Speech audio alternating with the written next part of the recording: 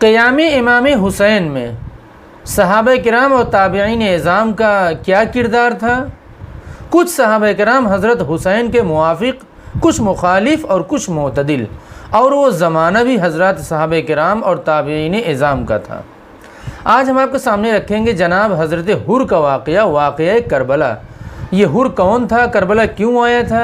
یزید اور ابن زیاد کے لشکر کی سرداری اور سپہ سالاری چھوڑ کر امام حسین کے لشکر میں کیوں شامل ہوا جبکہ امام کو گرفتار کرنے کے لیے آیا تھا؟ لیکن امام کے لشکر میں شامل ہو کر شہید ہوا۔ اب پورے کوفے کے اندر صرف یہی ایک شخص حسینی تھا، اس کے علاوہ کوئی بھی حسینی نہیں تھا، جس کا نام جناب حضرت حر تھا، یزید کا سپہ سالار تھا۔ یہ لقب امام حسین نے ہی دیا تھا۔ حر کے معنی آزاد، کہ اللہ اور اس کے رسول کے نزدیک دنیا اور آخرت میں تو ایک دم آزاد ہے، تیرے اوپر اللہ کا کوئی عذاب نہیں آئے گا۔ سوال یہ ہے کہ امام حسین کوفہ کو چھوڑ کر کوفہ کے بجائے کربلا کا راستہ کیوں اختیار کیا؟ امام حسین تو پوری کوشش کر رہے تھے کوفہ جانے کے لیے، لیکن کربلا کے اندر دشمنوں نے گھیرا، مجبور کیا، اور امام کو اسی جگہ گھیر کر چاروں طرف سے محاصرہ کیا کہ کسی بھی طریقے سے یہ کوفہ پہنچنے نہ پائیں۔ اور کربلا ایک ایسی زمین تھی جو بالکل سوکھی زمین تھی، دریا کا کنارہ تھا، کچھ تھا نہیں وہاں، نہ کوئی ہوٹل تھا، نہ آبادی تھی، نہ بستی تھی، نہ مسجد تھی، بے آب و گیاہ جگہ تھی۔ وہاں کچھ بھی نہیں تھا کھانے پینے کے لیے، کہ کم سے کم اگر بستی والے کھانا نہیں کھلائیں گے تو ہم ہوٹل سے بھی خرید کے کھا سکتے ہیں، لیکن یہ بھی نہیں تھا، نہ وہاں کوئی بستی تھی، کیونکہ جس بستی کے اندر پہنچیں گے حضرت امام علی مقام، اس بستی والے ضرور کھانا کھلائیں گے، لیکن ایک ایسی جگہ ان کو گھیر لیا کہ جہاں نہ خود کھلایا، نہ کھانے دیا، اور نہ وہاں کچھ کھانے کے لیے تھا ہی، جو کچھ اپنے پاس تھا بس وہی تھا۔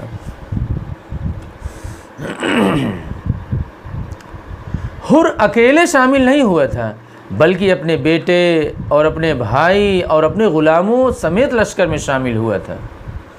حر نے شب عاشوراء کا پوری رات جاگنے کے بعد یہ فیصلہ لیا کہ حق آل رسول کے ساتھ ہے۔ جب امام علی مقام پر نظر پڑی تو اس کی پوری کیفیت بدل گئی، اور پھر معافی مانگنے لگا اور امام علی مقام نے معاف بھی کر دیا۔ امام حسین کو کوفہ آنے سے روکنے کے لیے حر کو ہی ذمہ داری دی گئی تھی۔ سب سے پہلے امام کے قافلے کو روکنے کے لیے حر کی ڈیوٹی تھی۔ جیسے امام علی مقام عراق کے شہر اور سرحدوں میں داخل ہونا شروع ہوئے، سختیاں، تیزیاں شروع کر دی گئی، اور دوسری طرف امام کے نام بار بار خط لکھے جا رہے تھے۔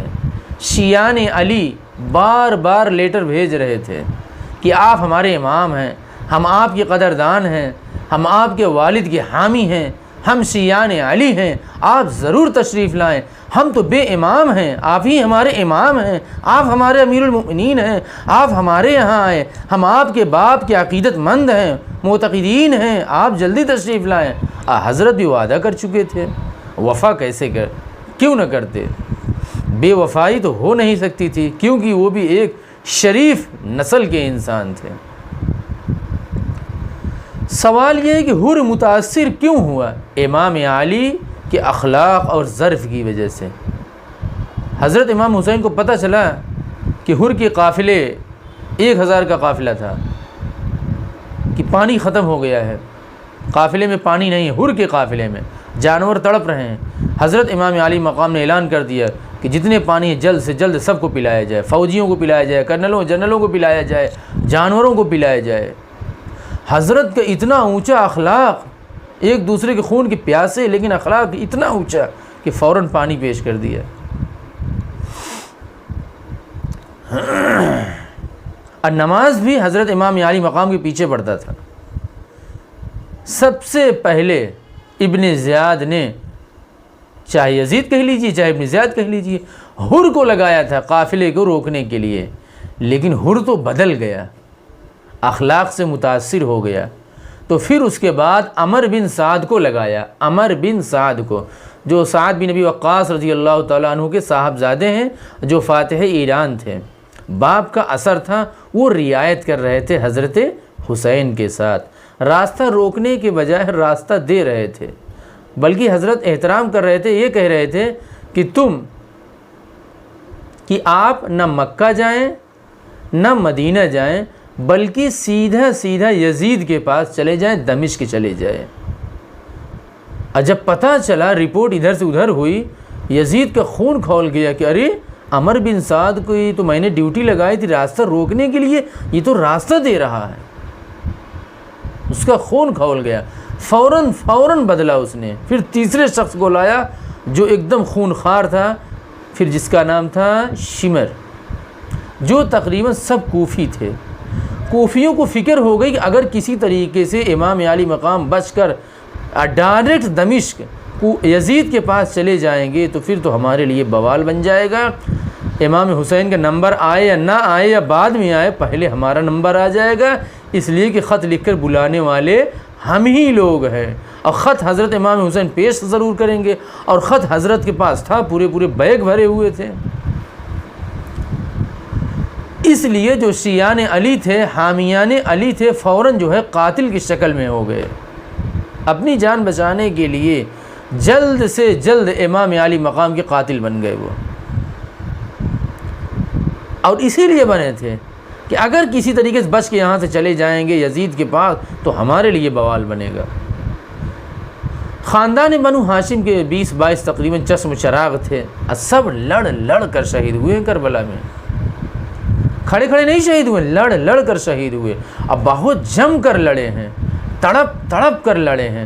وہ ہے نا آیت، یقاتلون فی سبیل اللہ فیقتلون ویقتلون، قتل کر بھی رہے تھے اور ہو بھی رہے تھے، اور اس کے بعد قتل کرنے کے بعد بھی چین نہیں لیا، بلکہ جو خیمہ لگائے تھے ان لوگوں نے، ان خیموں کو بھی آگ لگایا۔ اور آگ کیوں لگایا؟ اسی خیمے کے اندر وہ خط موجود تھا جو امام علی مقام کو بلانے کے لیے ان لوگوں نے لکھا تھا کہ آپ ہمارے امام ہیں، امیر المؤمنین ہیں، آپ ہمارے یہاں آئیے، ہم آپ کے لیے تڑپ رہے ہیں، ہم آپ کے قدردان ہیں، آپ ہمارے مہمان آئیے، ہم احترام کی ذمہ داری لیتے ہیں، ہم ضمانت لیتے ہیں۔ اسی کے اندر سب کچھ موجود تھا۔ خیمے کو آگ اسی لیے لگایا تھا، وہ انسان کو جلانا مقصد نہیں تھا، مقصد خط کو جلانا تھا، کہیں یہ خط بعد میں ان لوگوں کے ہاتھ نہ لگ جائے، یزید کے، ابن زیاد کے اور حور کے، اس طرح۔ جزاک اللہ خیرا۔